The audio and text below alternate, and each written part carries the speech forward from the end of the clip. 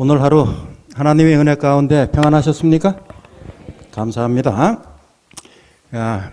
시간이 없기 때문에 곧바로 들어가겠습니다. 어제 우리는 이 언약이라고 하는 그 의미 속에서 이 성서의 기본적인 서론적인 이야기를 좀 나눴었습니다. 이제 오늘은 우리가 이 성서 봉사, 제가 좀 시간이 급하기 때문에 글씨를 좀 막 빠르게 썼더니 글씨에 대한 이야기가 좀 들어와 가지고 오늘은 천천히 쓰겠습니다.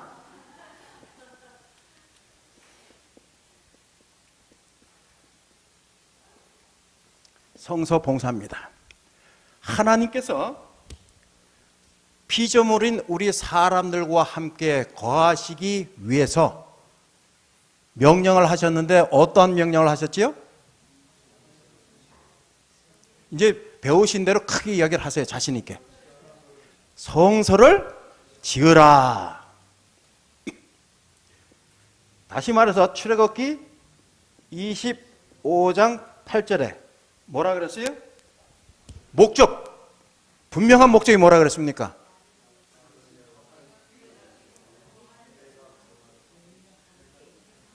두 글자로 표현한 무엇을 유지하기 위해서, 무엇을 지속적으로 유지하기 위해서, 관계, 그거를 좀 더 고차원적인 계속 써왔던, 우리가 그저께 어저께 계속 써왔던 그 두 단어로 표현하면 언약이라 그랬어요. 이 언약에는 두 가지 내용이 반드시 삽입이 되어야 된다. 첫째는 약속, 그렇죠? 두 번째는요, 조건. 자, 그럼 하나님께서는 성소를 사람들에게, 백성들에게 지으라고 하실 때 어떠한 약속을 하셨어요? 어떠한 약속을? 내가 너희와 함께 거할 것이라. 다른 말로 표현하면 무엇입니까? 임마누엘입니다. 임마누엘은 하나님께서 항상 우리와 나와 함께 계신다. 오늘도 여러분 임마누엘 하나님과 동행하신 분들만 아멘 하시기 바랍니다. 네, 고맙습니다. 우리의 생애 자체가 하나님과 동행하는 사람이 될 때에 나는 진정한 그리스도인이다. 이렇게 표현할 수가 있겠지요. 다시 말해서 아담이 하나님을 떠나게 되는 그 순간부터는 더 이상 하나님의 자녀가 될 수가 없었습니다. 그걸 아시는 하나님께서 다시 죄로 말미암아 떨어져 나갔던, 분리되었던 자들에게 한 번에 더 기회를 허락하셨어요. 그렇죠? 그래서 예수님께서 이 땅에 오시게 되었는데, 마태복음 1장 22절 23절에 보면은 같은 성경절일 겁니다. 이사야 7장 14절이에요. 여기에도 보면은 처녀가 잉태하여 아들을 낳으리니 예수라 하라. 1장 21절에 나와 있고요. 그 다음에 22절 23절에 보면은 임마누엘이라 하라 그랬어요. 임마누엘이라 하라. 사실 이 말씀은 우리의 육신적인 생각으로는 도무지 이해할 수가 없습니다. 다시 말해서 세상의 지식이 높은 학자라 할지라도 처녀가 잉태하여 이해할 수 있을까요? 없을까요? 의학 박사가 이해를 할 수 있겠습니까? 없겠습니까? 그런데 여러분들은 박사예요? 아니에요? 아닌데도 이해하십니까? 못하십니까? 이해를 해요? 못해요? 그럼 누가 더 훌륭한 사람이에요? 의학 박사가 훌륭한 사람이에요? 여러분들이 더 훌륭한 사람입니까? 이렇게 자신이 없어요. 왜? 누가 더 훌륭한 사람입니까? 여러분들이 더 훌륭하신 분이에요. 왜 그런 줄 아십니까? 왜 의학 박사들은 잘 모르는데, 이해를 못하는데 여러분들은 왜 이해하시는 줄 아십니까? 말씀이 있고 내 안의 주인이 누구예요? 바로 여기에서 동정녀를 통하여 나타난 누가? 예수님이 누구의 주인이에요? 나의 주인이기 때문에, 나의 주인. 세상에 어떠한 박사학위도 아무짝에 쓸 데가 없습니다. 무엇을 모르면은요? 예수님을 모르면은요. 예수님을 아는 자가 박사학위를 받았다. 제일 강한 사람이에요. 그런데 박사학위를 받지 않아도 우리는 뭐예요? 세상의 보통 학자들보다 더 훌륭한 사람이에요. 그들에게 예수를 아무리 얘기를 해보세요. 이해를 하나 못하나. 왜요? 그들은 이미 요한일서 2장 16절에 첫째, 육신의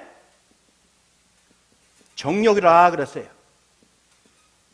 육신의 정욕에 얽매여 있는 사람들입니다. 두 번째는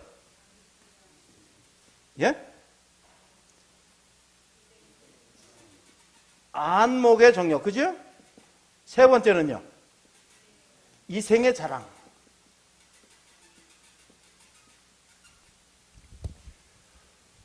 여러분, 이 세 가지 중에 하나님께로부터 온 것은 어느 것이고 하나님께로부터 오지 않은 것은 어느 것입니까? 많이 들어보셨죠? 이 말씀. 처음 들어보신 분 한번 손 내려보세요. 다 처음 들어보셨어요? 요 세 가지 중에 하나님께로부터 온 것은 어떤 것이고 하나님께로부터 오지 않은 것은 어떤 것입니까? 다 아니에요? 진짜입니까? 여러분들 육신의 정욕이 있어요, 없어요? 있어요, 없어요? 다 하나님께로부터 온 것은 아닌데 나는 육신의 정욕이 있다? 뭔가 이상하지 않습니까?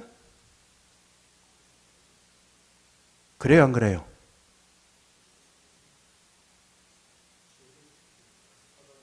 예? 그게 포인트입니다. 하나님께서 우리에게 정욕을 주셨어요, 안 주셨어요? 주셨어요. 주셨습니다. 그래서 기본적인 이 정욕에 포함되는 것들이 식욕 있잖아요, 식욕. 그렇죠? 짐승이나 사람이나 식욕이 있어요, 없어요? 성욕이 있어요, 없어요? 다 마찬가지예요. 그건 정욕은 하나님께서 주셨어요. 그런데 이 정욕이 죄로 말미암아 타락된 이후에 이 사람의 본성이 어때요? 변질된 것입니다. 변질됐어요. 변질이 되어서 이 육신도 우리가 짐승보다 달리 구분하는 것이 무엇이 있다는 것입니까? 이성이 있다는 것 아닙니까? 여러분, 그 이성으로 육신의 어떤 이 정욕들을 다 제어할 수가 있을까요? 없을까요? 짐승들이 육신의 정욕을 제어하는 거 보셨습니까?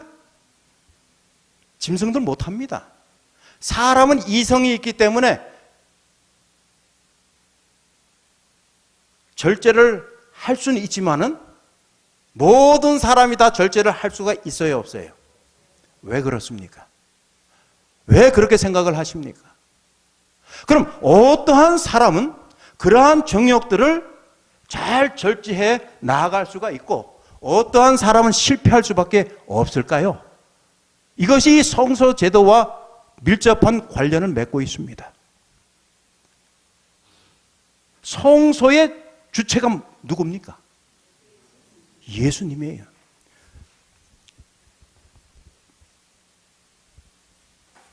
여러분, 성소로 그 그림 다 그리실 줄 아시죠?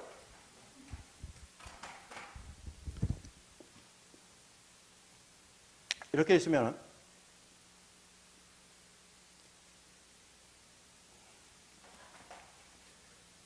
일단 이걸 그리기 좋게 이렇게 반으로 나눕시다. 그리고 이렇게 대각선으로 그었을 때 요 가운데 요게 뭐가 있어요? 요게 이제 요게 성소고 이게 지성소입니다. 지성소가 살 조금 더 적은데 그럼 아니 이게 잘못됐어요.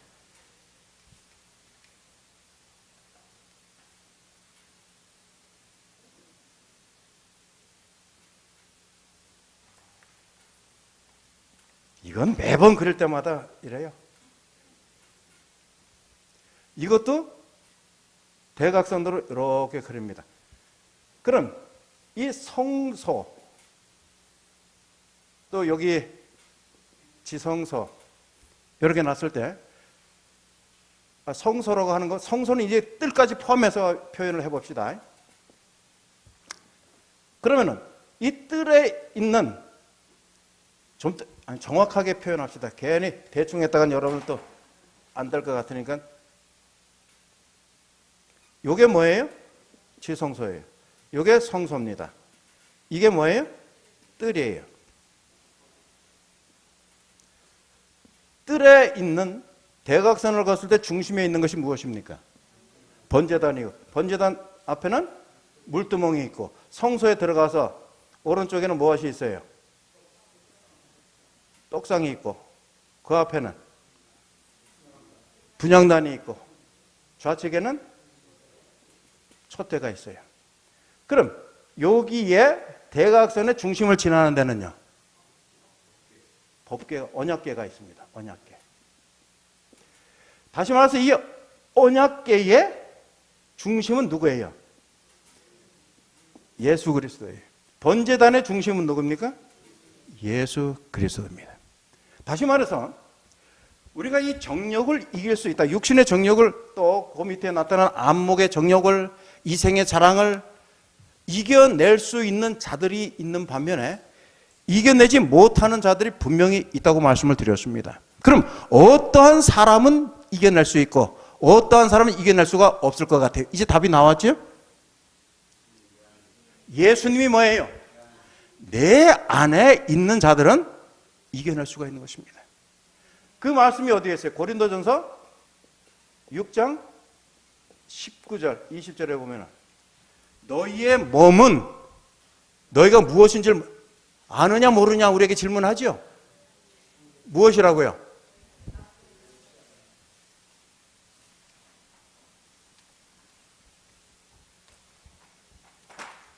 성령의 전이라 그랬어요. 성령의 전이라.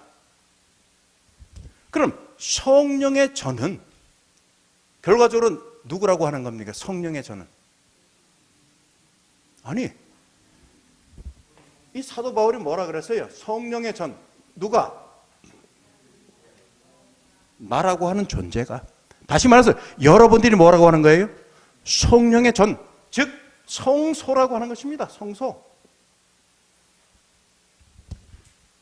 그럼 이 성소라고 하는 것은 거룩한 장소예요. 맞습니까? 틀립니까? 그러니 여러분들의 몸이 성소라면은 여러분들의 몸도 뭐 해야 돼요? 거룩해야만 됩니다. 조용히 눈을 한번 감아 보십시오. 하나님에게 질문을 해보실래요? 하나님, 사도 바울이 이 고린도전서 6장 19절에 내 몸이 성령의 전이라고 표현하였는데 바로 내 몸이 성소라면 거룩해야 되는데 정말 내 몸이 구별되어진 거룩한 장소가 하나님께서 거하실 만한 장소로 변화되어 있습니까? 라고 질문을 해보시길 바랍니다. 하나님께서 무엇이라고 지금 답변을 하십니까? 다시 말해서 다른 게 성소가 아니에요. 이스라엘 백성들이 이 성막 제도를 통하여 결과적으로 현대인들 우리에게 주시고자 하시는 것은 우리의 몸도 성전이기 때문에 뭐예요? 거룩하라.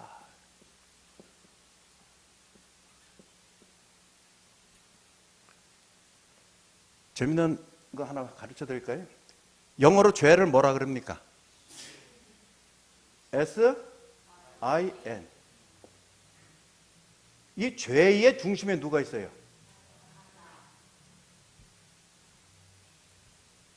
내 몸에, 내 안에 누가요?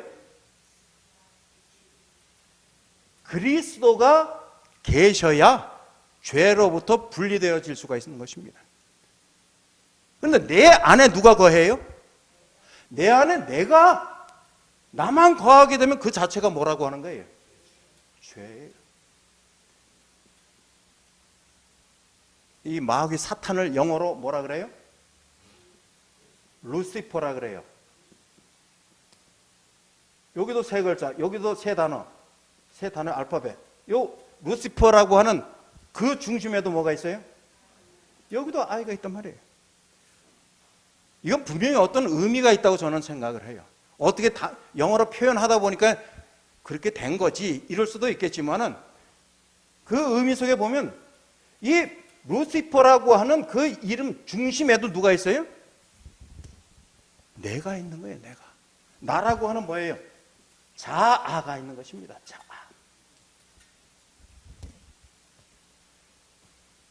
그리스도, 이 기독교의 중심은요, 누누이 말씀드리지만은 내 안에 내가 거하는 것이 아니고 뭐예요? 예수 그리스도께서 거하시는 것입니다.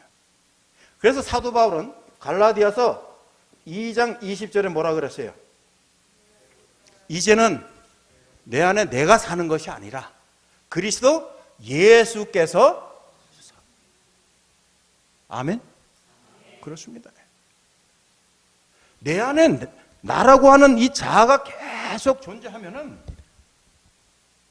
결과적으로는 예수님을 모실 수가 없는 거예요. 그래서 이 사도 바울이 그것 때문에 고민을 엄청 한 것입니다. 특별히 로마서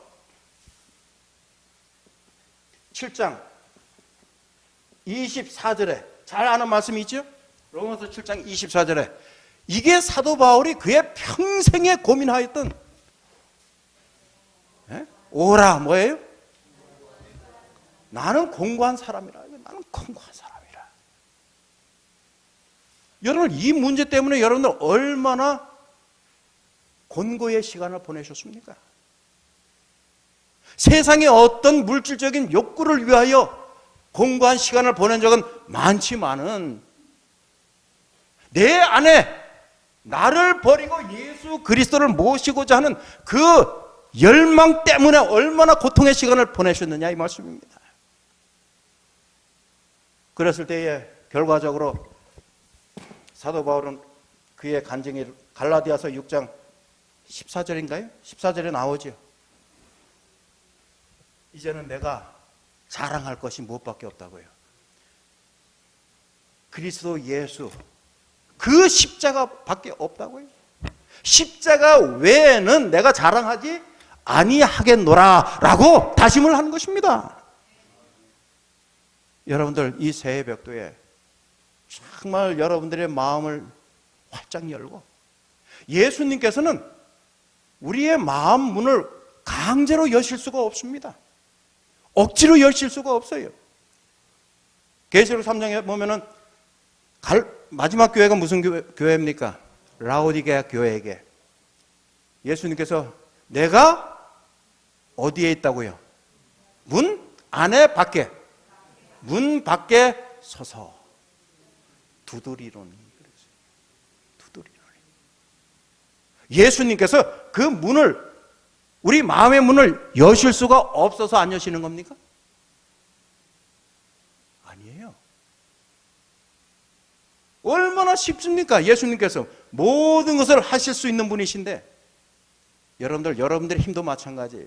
내가 할 수 있는데 참는 것하고 할 수 없어서 참는 것하고 거기에는 깊이가 달라요.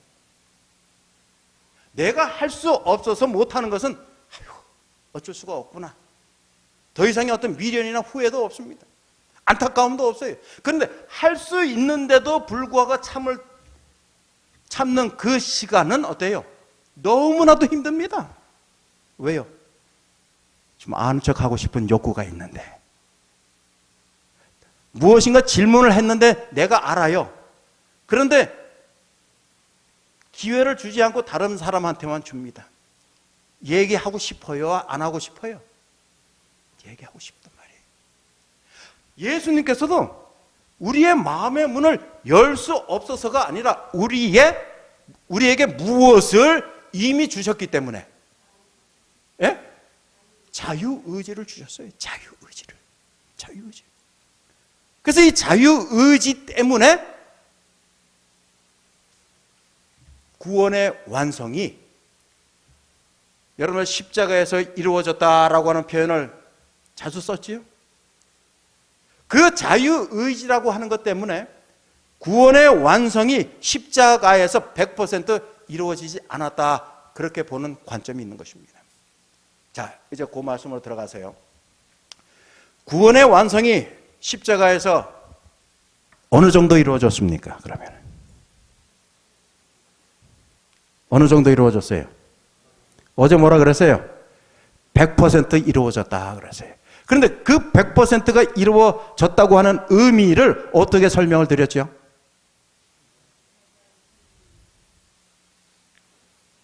그건 언약 관계 속에서 약속의 입장에서의 100%입니다. 아시겠습니까? 약속을 주시는 자. 왜냐하면 죽을 수밖에 없었는데 영원히 살 수 있는 기회를 주시고, 창세기 2장 16절 17절에 보면 선악과를 먹지 말라. 먹으면 정령 죽으리라. 그래서 그것을 먹고 어떻게 됐어요?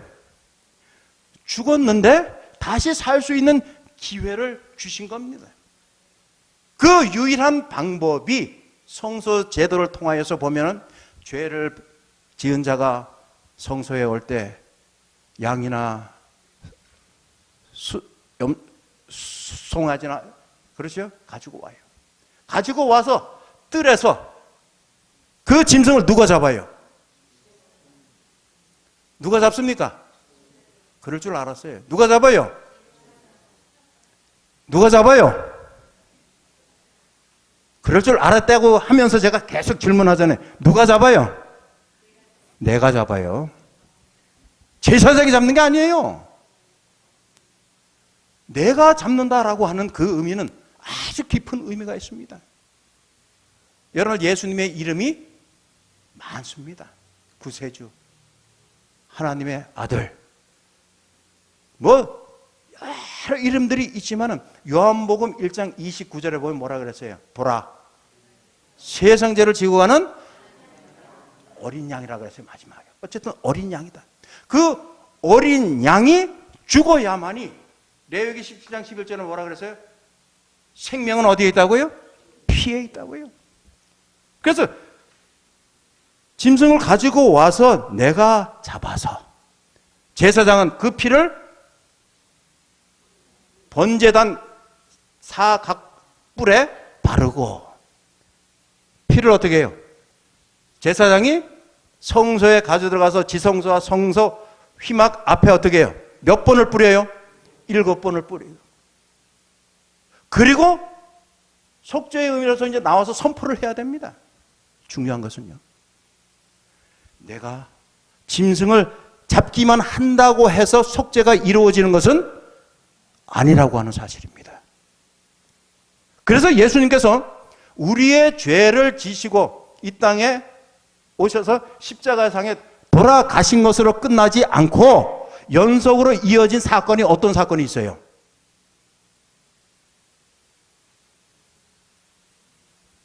십자가에서 달려 돌아가시고 죽었어요. 죽고 난 이후에 3일 후에 부활해요. 속죄를 받았다라고 하는 것은 제사장이 어때요? 성소를 통하여 속죄제를 통하여 이제 나와서 선포를 해야 죄가 완전히 속죄되는 것입니다. 그래서 이 기독교는요, 예수님께서 달려 돌아가시는 것만으로 온전한 뭐라 그럴까요? 죄로부터의 온전한 해방을 주신 것이 아니에요. 그 이후에 부활이라고 하는 새로운 생명을 주시면서 다시금 그 자유의지를 통해서 받아들이고, 내가 속죄함을 받았으니 이제는 뭐예요? 죽었던 자가 부활한 것으로 말미암아. 그래서 우리는 이 자유의지를 통해 내가 받아들이든지 안 받아들이든지 할 특권이 있는 것입니다. 아시겠습니까? 그래서 문을 두드리노니 하는 그 표현도 강제로 열지 않으시는 거예요. 그러나 내가 그 문을 열고 받아들이면 온전한 속죄가 이루어진다라고 하는 사실입니다. 이 내용이 엄청 중요한 거예요, 사실은. 그래서 여러분들 성소 제도, 성소, 그러면 머리가 복잡복잡 아프잖아요.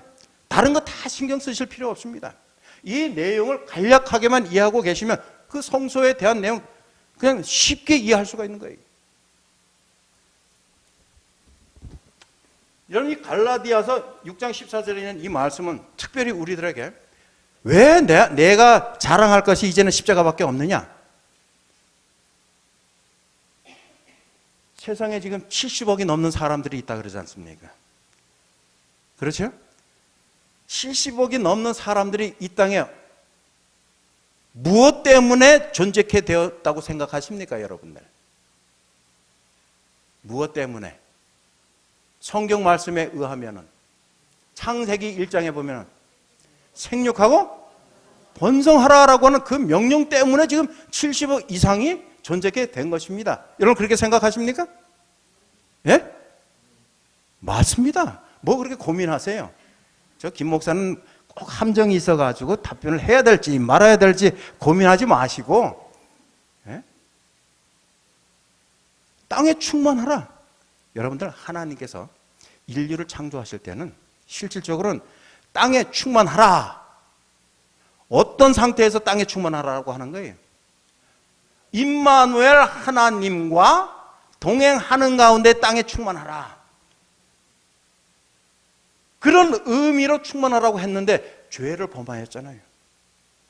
죄를 범하였는데 여러분, 구원받을 자의 수에 대해서 여러분들 좀 연구해 보셨습니까? 구원받을 자의 수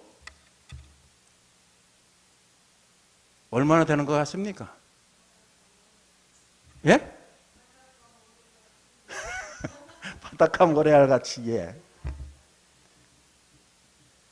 사실은 구원 얻을 자의 수도 충만한 수만큼입니다. 성경적인 대답은 뭐라고요? 충만한 수만큼. 근데 그 충만이라고 하는 의미가 우리가 이 숫자적인 개념으로 보면은 많음에 대한 그러한 의미로 생각할 수가 있어요. 많다. 그러나 충만하다라고 하는 것은 됐다. 예? 됐다. 경상도 사람들이 그래. 됐다고만. 이게 뭐예요? 그만하면 족하다. 이게 그만하면 족하다. 그럼 그만하면 족하다라고 하는 의미는 사람의 어떤 숫자가 아니라 그 사람의 뭐예요? 내적, 즉 마음이라고 하는 사실입니다. 그 마음이 이제는 내가 내 마음의 주인이 아니라 예수님이 내 마음의 주인이 되셨다라고 하는 것인데, 기독교가 다른 종교와 다른 점이 무엇이라고 생각하십니까? 그냥 여러분 생각나는 대로 표현해 보세요. 기독교가 다른 종교와 좀 다른 점이 있다면 무엇일까요? 예수님이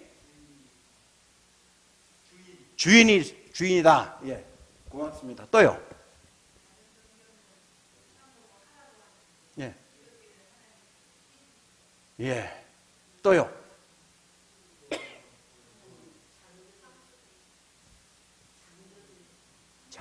창조주이시다. 예, 고맙습니다. 또요. 이 사경회라고 하는 데는 목사 혼자 떠드는 데가 아니에요. 그냥 여러분들 뭐 질문도 하시고 뭐 하시면 됩니다. 구원과 부활. 예, 다 맞습니다. 다른 종교는, 타 종교는요, 어떻게 하면은 와 합니까? 타종교인들이 어떻게 하면 그 사람을 바라보는 자들이 와 대단하다, 와 대단하다 이러한 생각을 합니까? 예? 고해. 뭐요? 법정 스님은 제일 먼저 떠오르는 단어가 뭐예요? 세계잖아. 예? 그렇죠? 어딘가 기독교에도 버린다가 있어요. 있습니까 없습니까? 방금 전에 무슨 얘기했잖아요.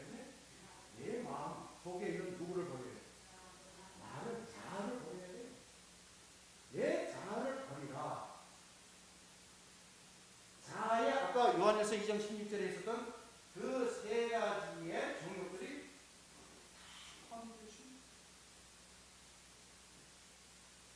육신의 정욕, 안목의 정욕, 인생의 자랑을 버린 자들과 그것을 버리지 못한 자들과의 다른 점은 무엇입니까?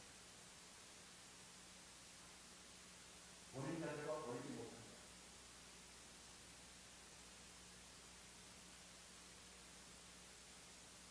버린 자들은 마음의 여유가 있을까요? 더 급급할까요? 네? 여러분들, 우리가 그 경지까지 가보지 못해서 그래. 그런데 그 경지까지 갔던 분들에 대한 내용을 총체적으로 종합을 해보면 그 경지까지 가보면 편하다는 거예요. 여유가 있다고 하는 것입니다. 그런데 여러분과 저는 그 경지까지 가보지 못했기 때문에 그러면은 어떻게 먹었을지 어떻게 하지 이러한 계속되는 패션마트의 질문 때문에 못 버리는 거예요. 그런데 이 기독교는요, 마태복음 16장 24절 아주 중요한 말씀이에요. 마태복음 16장 24절 진정으로 예수님을 따라오려거든 그랬어요. 나를 따라오려거든 두 가지 조건에 대해서 적어주고 있습니다. 뭐라고 했어요? 첫째는 네? 자기를 뭐하라? 자기 부인하라 그랬어요. 자기를 부인하라. 두 번째는요?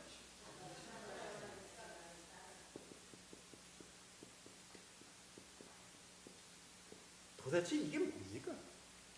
자기를 부인하라. 그 위에 보면 무엇을 버리고 그랬어요? 모든 것을 버리고.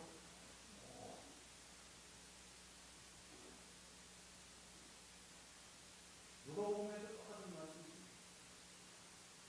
뭐를 버리고요?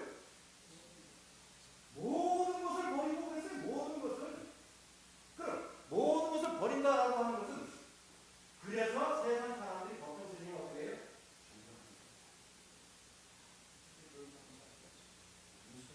내 것이라고 하는 것은 어떻게? 사실 이 목사도 마찬가지예요. 이 말씀처럼 모든 것을 버리고 오직 주만 바라보고 설교를 그렇게 하는데 잘 됩니까? 실행이? 얼마나 힘든지 몰라요. 그래서 그게 갈등 속에 보이는 거지.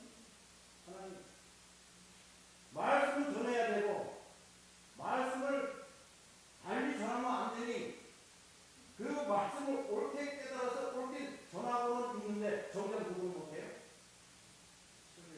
내 자신이 그렇게 못하는데 낯짝한 여러분이 설교만 하면 어떡하나?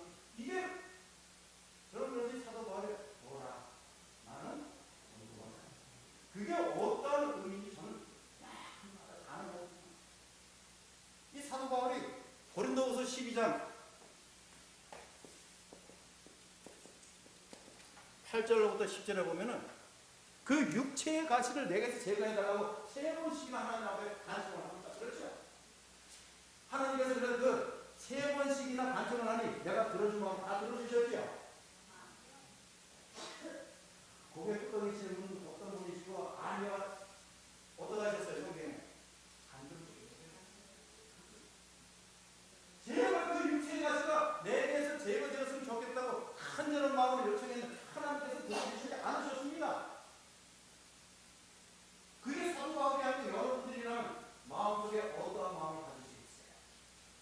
다시 말해서 간절한 기도, 즉 금식을 했을 수 있을 것 같아요. 철학을 할 수 있을 것 같습니다. 그러한 마음으로 간절한 마음으로 기도를 했는데 안 들어주셨단 말이에요. 그래서 이 다니엘로서 새 친구들처럼 다니엘서 3장 17절 18절 상단에 있는 말씀처럼 뭐예요? 그리하지 아니하니라. 그 경험을 구약에서는 다니엘과 새 친구들이 했지만 신약에 와서는 누가 경험했어요? 사도 바울이 경험을 합니다. 그리하지 아니하실지라도 라고 하는 그 말씀 속에서 사도 바울이 가졌던 마음이 어떤 마음으로 고백을 합니까? 그 다음 절 9절에 내 은혜가 내게 족하구나. 지금 여러분의 삶이 어떠하든 간에 때로는 힘든 일이 있다 할지라도 사도 바울의 고백, 여기에도 하나님의 분명한 뜻이 계실 것이다. 이것도 하나님의 은혜다라고 긍정적으로 생각하시는 우리 모두가 되기를 간절히 바랍니다. 그럴 때에 하나님께서는 순종하는 자에게는 뭐예요? 약속의 성취를 이룰 수 있도록 하시다. 어제 제가 롯과 아브라함에 대해 그 이야기를 했었잖아요. 누구의 의지를 통하여서 일을 하느냐. 내 마음을 부인한다라고 하는 것을 다른 말로 표현하면 버리는 거예요. 버리고 나면 뭐가 있어요? 내 마음에 아무것도 없고 오직 예수님만 있어요. 예수님만. 그 예수님 자기 십자가를 지고 따르라. 세상에 70억이 넘는 사람들이 있는데 다 자기 십자가를 지고 따릅니까? 그렇게 생각 안 하시죠? 자기 십자가를 지지 않아요. 왜냐하면 이 십자가의 값어치가 자유의지에 따라서 어떻게 해요? 달라지기 때문에 그렇습니다. 자유의지. 그래서 이 자유의지를 통하여 선택권이 주어졌죠.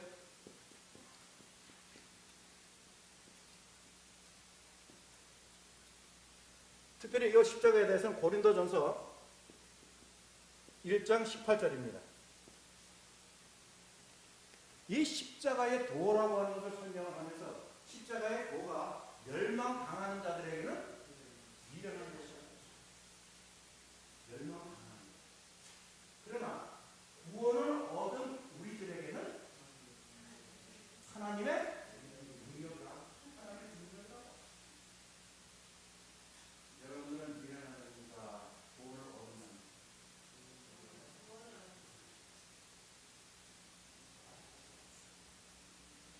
우리 장로님들 한번 답변해 보시겠습니까? 우리 장로님들, 존경하는 우리 장로님들, 미련하신 분들이에요? 구원을 얻은 자들이십니까? 예? 내가 후자를 뭐라고 그랬죠?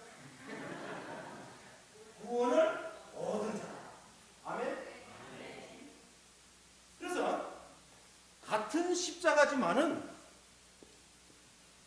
이 자유의지를 통하여 내가 어떠한 자인가를 누가 결정하는 겁니까? 내가 결정합니다. 그래서 이 기독교라고는 하나님을 섬기는 우리들은 십자가에서 예수님께서 돌아가심으로 우리가 구원함을 받은 그것만으로 충분하기 때문에 그 이후에 우리의 행위로서 잘못을 한다 할지라도 죄를 범한다 할지라도 그것은 아무런 구원과는 효력이 없다라고 주장하는 이상희 씨. 그 주장은 뭐예요?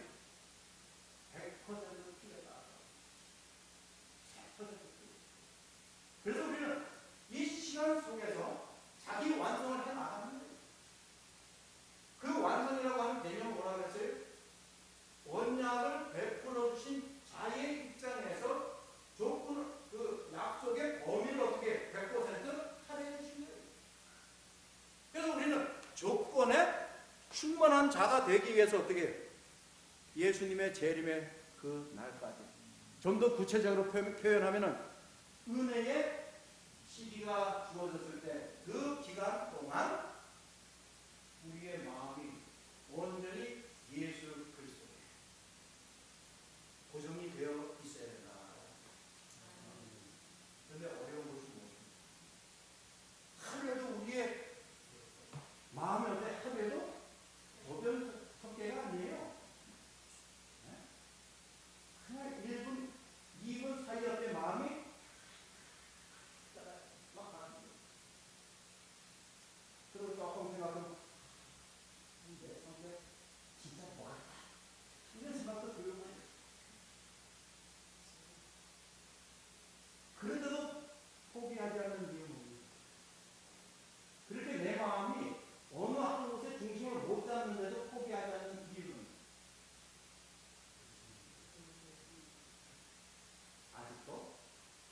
아직도 무엇 안에 거하기 때문에 은혜 가운데 거하기 은혜의 시기가 지나간 이유 아무리 하고 싶어도 할 수가 없는 이 성서 제도에서 봉사를 보면은 뜰의 봉사는 무엇이라고 그랬죠? 뜰의 봉사는 어째? 희생이라고 그랬어요. 희생. 성서 봉사는요? 속죄. 지성소는요? 심판이라고. 다시 말해서 여러분이 죄를 범한 것에 대해서 너무 고민 안 하셔도 됩니다. 아시겠어요? 여러분 죄가 지금 옛날에 어렸을 때부터 지금까지 머릿속에 나만 알고 있는 죄가 있어요? 없어요? 네? 있어요? 없어요? 그것 때문에 고민이 돼요? 안 돼요? 네? 고민이 돼요? 안 돼요?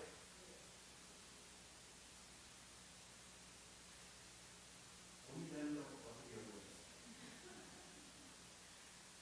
제가 방금 전에 뭐라고 그랬어요? 기억이 나는 죄가 있다 할지라도 고민할 필요가 없어요. 누구에게?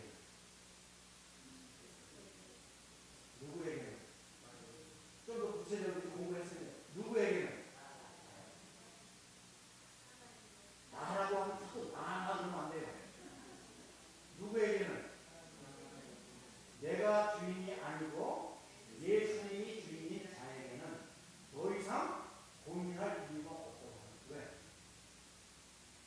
왜? 내가 주인이기 때문에 자꾸 그 옛날에 잘못된 기억들이 생각날 때마다 근데 예수님이 내 주인이면은 이미 내가 뭐 한 거예요? 예수님이 내 마음에 나의 주인일 경우에는 이미 그 죄에 대한 속죄함을 받았기 때문에 그 예수님이 나의 주인이 되셨기 때문에 더 이상 그 기억나는 죄라 할지라도 고민할 이유가 없다는 겁니다. 근데 자꾸 기억날 때마다 아직도 내 속에 있는 나를 버리지 못했다라고 하는 질문입니다. 그래서 우리가 이렇게 공부하는 거예요. 지식적으로 알면은 뭐라고 내 옷이 똑같아요. 그래야 합니다. 이 성경 말씀 제가 늘 표현하는 것이 지식적으로 공부하지 마시기 바랍니다. 지식적으로 공부하다 보면 이 머리만 커져가지고 자꾸 명령만 하려고 해요. 이 교회 생활이라고 하는 것을 한 단어로 표현하면 봉사입니다. 왜? 성서 제도의 가장 핵심적인 단어가 무엇이기 때문에 봉사이기 때문에 봉사하기를 즐겨하지 않는 자는 아직도 내 마음속의 주인이 목사님 하루에도 그렇게 자꾸 변하는 게 사람 제 마음인데 그럼 어떻게 합니까 도대체? 저도 몰라요. 그러면 여러분 비웃을 거예요. 그래서 제가 여러분들 해답을 드릴 터인데 그게 해답이에요 그러지 마시고 실천하면 그게 진정한 해답입니다. 여러분들 잘 아시는 말씀 가운데 제가 두 가지 성경자를 드립니다. 첫째, 히브리서 3장 1절입니다. 뭡니까? 대제사장이신 예수 그리스도를 뭐예요? 네? 깊이 한번 따라합니다. 예수를 깊이 생각하라.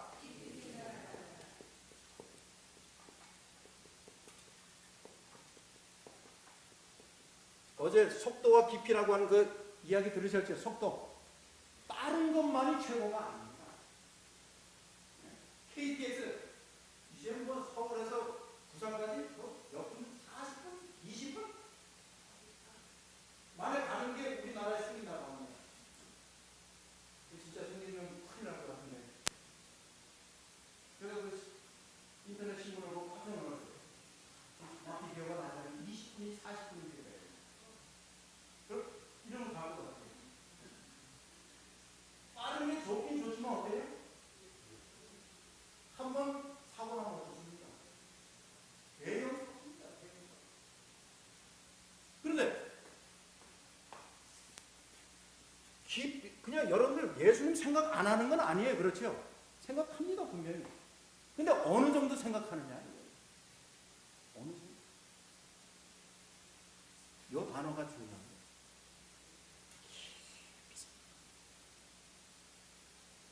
여러분 가능하시면 저하고 오늘 약속하십시오. 매 아침마다 밥 먹기 전에 예수를 깊이 한 최소한 30분 이상 생각하지 않고서는 숟가락을 들지 않았다. 약속하실 분만 아멘 해보십시오. 아멘. 15분. 제가 이럴 때 웃으면서 말씀드리는 정말 마지막 때에 예수를 깊이 생각하는 그것만큼 내 마음이 변화라고 하는 것도 아니고 다른 용어가 없어요. 바뀌어지는 것을 막을 수가 있는 것입니다. 예수를 생각하면 생각할수록 어때요? 내 마음이 그리로 이동해요. 그러면 결혼하시기 전에 사람 다 알고 있었잖아요. 그죠? 결혼하기 전에 여자친구, 남자친구 생각하면 마음이 어떻습니까?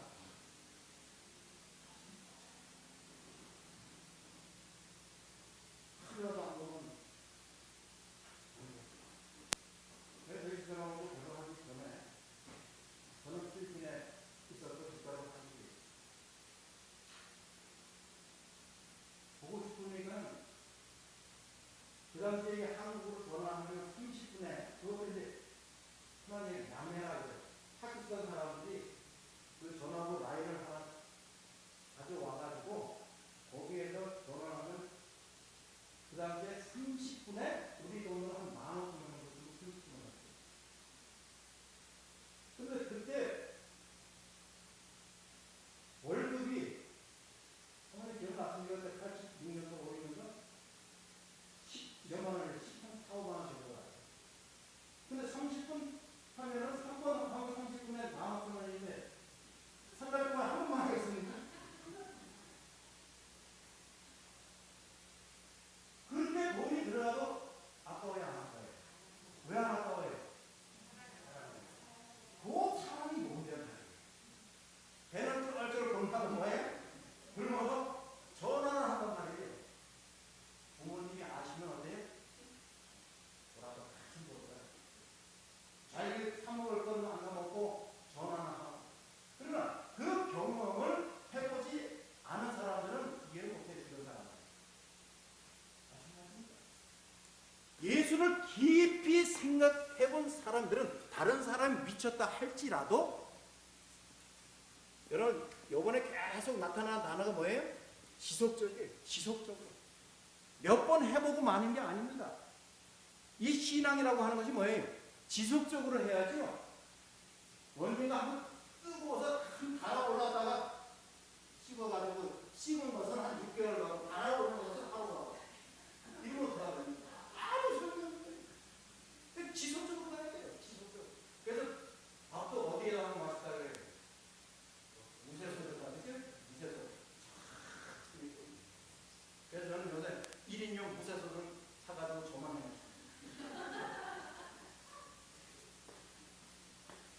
그 다음에 골로새서 3장 2절이에요. 골로새서 3장 2절. 예? 위의 것을 생각하라.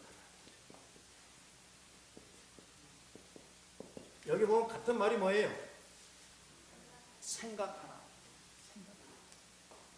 우리 사람은 생각하는 사람. 생각하는 존재가 사람. 내가 무엇을 생각하느냐에 따라서 내 마음의 꼴이 바뀌어집니다. 우리 목사님 가운데 바둑을 잘 두시고 바둑을 좋아하시는 선생님이에요. 그 목사님이 한 번 식사하면서 무슨 얘기할 때 그런 얘기를 하시는데, 내가 꽤 오래전에 바둑을 배울 때 그때 고민 많이 했었는데, 아니 바둑을 배우는데 무슨 고민을 하시느냐고 했더니, 설교를 하러 단상에 탁 올라가면은 머리가 다 뭘로 보이는 줄 아세요? 바둑알로 보인다는 거예요. 바둑알로. 그래서 흰 머리는 흰돌, 검은 머리는 검정돌. 그래서 저걸 어떻게 치면 아다리가 될까? 그러니까 설교가 안 된다는 거예요. 자꾸 말을 하려고 하면 웃음이 먼저 나오고, 본인 스스로가 걱정하면서 고민했던 것 중에 제일 큰 게 아다리라고 하는 세 글자예요. 바둑을 아시는 분은 그 의미가, 그 단어가 무엇인 줄 아실 것이고, 바둑을 모르시는 분은 아다리라고 하는, 내가 하나만 놓으면 그걸 따먹는 거예요. 그래서 이렇게 안 되는 모습을 보고, 그러니까 여기서 설교를 하시면서도 자꾸 웃음이 나온다는 거예요. 그러다가 자기도 모르는 새에 아다리라고 하는 소리가 나면 그게 가장 큰 고백을 하더라도 웃으면, 왜 그래? 내가 무엇을 생각하고 있느냐에 따라서 그게 바뀌어요. 만일 여러분들이 지속적으로 예수님을 깊이 생각하고 위의 것, 위에는 왜요? 하나님이 우리를 위하여 뭐예요? 예수 그리스도께서 지성소에서 중보 사역을 하고 계시죠. 이제 내일 조사 시간에 대해서 좀더 들어갑니다. 아무튼 우리가 이런 선수들에 대해서 공부하면서 내가 하나님의 전, 성령의 전을 천신하게 빚어서는 안 됩니다. 그렇기 때문에 내 몸이 뭐예요? 거룩하게끔 우리 스스로가 만들어가야 됩니다. 그래서 여기서 하나만 더 말씀드리면, 고린도전서 10장 31절에 뭐라 그랬어요? 너희가 먹든지 마시든지 무엇을 하든지 다 그 뒤에 뭡니까? 하나님의 영광을 위하여.